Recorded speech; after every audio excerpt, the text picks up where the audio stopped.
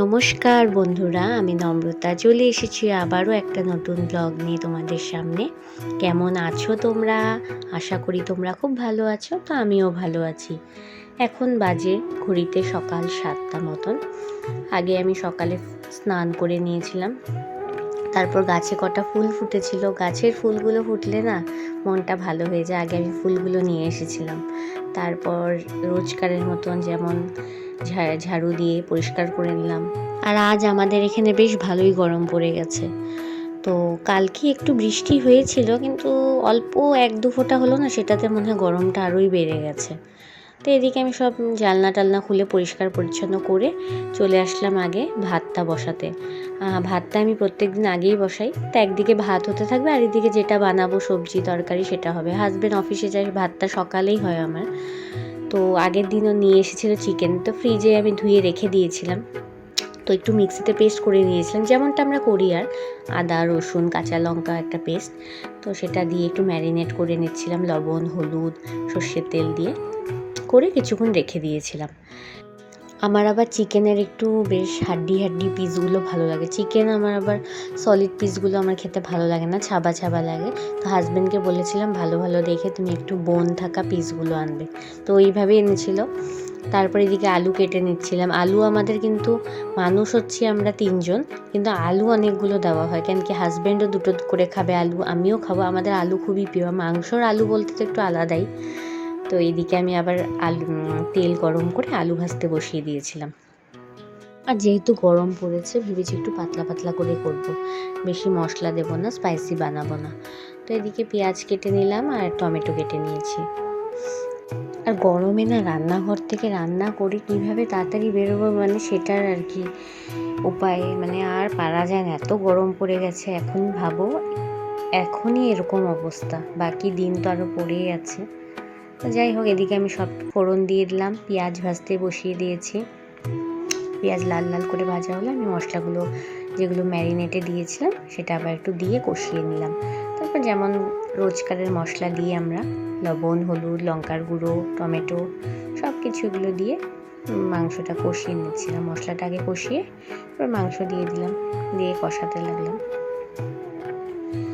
তো এইভাবেই হচ্ছিল, মোটামুটি হয়ে গেছিলো। রঙটা খুব সুন্দর হয়েছে, কিন্তু এত স্পাইসি বানাইনি যেহেতু গরম পড়েছে। তো ফাইনাল এই যে হয়ে গেল আমার মাংস। কেমন লাগলো আমার মাংসটা বলবে কিন্তু অবশ্যই। ফিল্টারে জলটা কমে এসেছিল, তো জল ঢেলে নিচ্ছিলাম। গরমে জলটা তো বেশি খাওয়া হচ্ছে।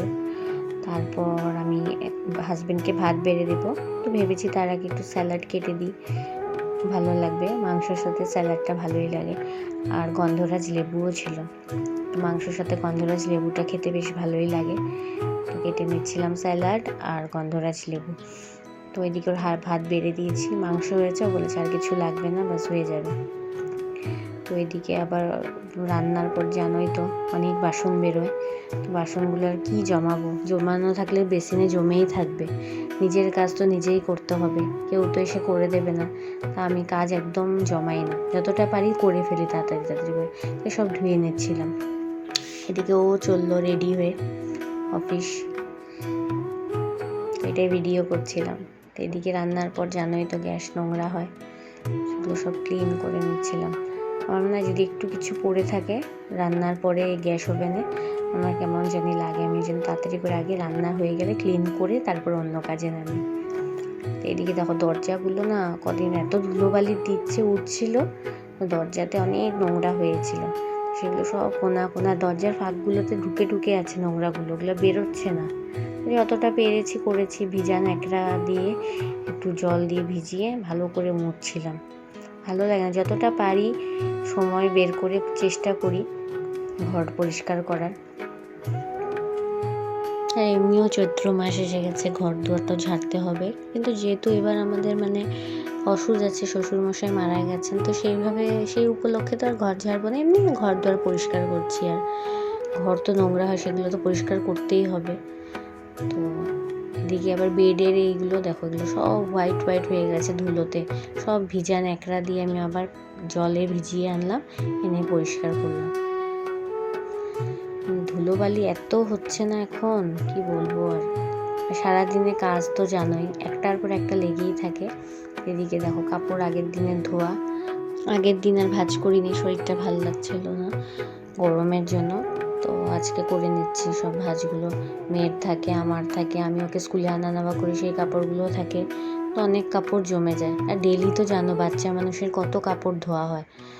তো সব একসাথে ভাঁজ জমিয়ে তারপর ভাঁজ করছি। জমালে যেন আরও বেশি মনে হয় কষ্ট হয়। ডেলি যদি করি তাহলে কাজটা আরও মানে এগিয়ে থাকে। মাঝে মাঝে শরীরও ভালো লাগে না, তো তাই আর। এদিকে এত গরম লাগছিল, আমি ভেবেছি আজকে একটা কিছু নতুন আইটেম বানাবো। তো আগের থেকে লাল চানা সেদ্ধ করে রেখেছিলাম, আর আলু সিদ্ধ করেছি, শসা, পেঁয়াজ, কাঁচা লঙ্কা, টমেটো, তেঁতুল জল, লেবু, মানে কি বলবো তোমাদেরকে, মুখে জল চলে আসছে আমার। তো ওইটা মেখে নিয়েছিলাম, মেখে আমার মাও এসেছিলো, মাকে দিয়েছিলাম। একা একা দেখবে এসব জিনিস খেতে ভালো লাগে না, ওর সাথে খেতে ভালো লাগে, তো বানিয়ে নিয়েছিলাম। তো এদিকে আমার রান্না করার পরে না তেল শেষ হয়ে গেছিলো, তেলটা ঢেলে রাখছিলাম তাহলে সুবিধা হবে পরের দিন রান্না করতে। এদিকে দেখো ঘরের কাজ করতে করতে দাও দিয়ে আমার হাত কেটে গেল। মেয়েদের তো জানো যতই হাত কাটুক যা করুক কাজ তো করতেই হবে। সেটা আগে যখন মেয়ে ছিলাম একটু হাত কাটলে বসে থাকতাম, এখন আর সেগুলো নেই, কাজ করতেই হবে। যাই হোক, আর সকালে ধুয়েছি কাপড়গুলো, সব শুকিয়ে গেছে কাপড়, কি রোদ দেখতে পাচ্ছ না বাইরে। রেহাংশিও এসছে আমার সাথে কাপড় উঠাতে, বারণ করেছিলাম রোদ তোমার আসতে হবে না, না ও যাবে। আর এসে ফুলের পাতাগুলো কলিগুলো ছিঁড়ছে, আমি বলেছি ছিঁড়বে না, ওরা ব্যথা পায় গাছরা, তোমাকে মারলে তুমি ব্যথা পাও কি না, ওরাও ব্যথা পায়। তো বুঝেছে, তারপর আর ধরেনি। তারপর আমি দুপুরবেলা একটু ঘুমিয়েছিলাম, একটু রেস্ট নিয়ে আর কি। যদি ভিডিও এডিটিংয়ের কিছু কাজ না রাখি সেদিন, তো একটু রেস্ট করি, নাহলে ভিডিও এডিটিং থাকলে আমার আর ঘুম হয় না। তো এদিকে চলে এসেছিলাম সন্ধ্যে হতে।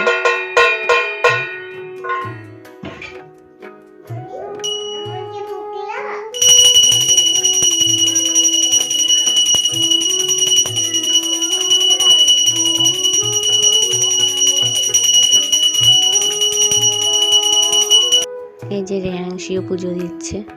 আমি তো রেহাংশিকে বলি তুমি হচ্ছে আমার পার্টনার ইন ক্রাইম, আমার সব কিছুতেও থাকবে, পুজো দেওয়া। যাই হোক, তারপর ওকে আমি মিল্ক বিস্কিট খাইয়ে নিয়েছিলাম, তারপর পড়তে বসিয়েছিলাম। তো বকা দিয়েছি দেখে কাঁদছে, ও খুব আদরের জানো তো, মানে আমি যদি ওকে একটু বকা দিই খুব কোকিয়ে কোকিয়ে কাঁদবে, আবার আসবে আমার কাছে। তো এটা এটা হ্যাঁ এটা এটা এটা এটা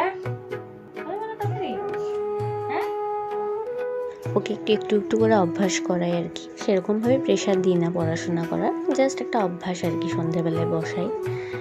তো ওইদিকে ওকে পড়াশোনা করিয়ে তো ভাবলাম পরের দিনের একটু জোগাড় করে রাখি। লাল শাক এনেছিল আগের দিন, ফ্রিজে ছিল, তো কাল যেহেতু বানাবো আজ ধুয়ে বেছে কেটে রাখি, তাহলে সুবিধা হয়, তাহলে কাজ এগিয়ে থাকে অনেকটা।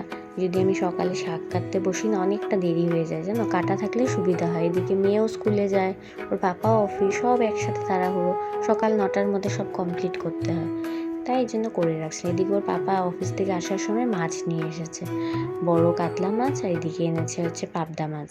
তো সেগুলো সব ধুয়েই কেটে রাখলাম, তাহলে সুবিধা হবে আমার। কিছু সবজিও এনেছিল, তো কচুরলতি এনেছে, এই বছর এবার প্রথম খাবো কচুরলতি। তো কচুরলতিটা আমি ফ্রিজে রাখি না, বাকি সব সবজিগুলো আমি ফ্রিজে রেখে দিচ্ছিলাম। যেমন এনেছিল ডাঁটা, ঝিঙে, মিষ্টি কুমড়ো, এগুলো সব এনেছিল, তারপর ভেন্ডিও এনেছিল।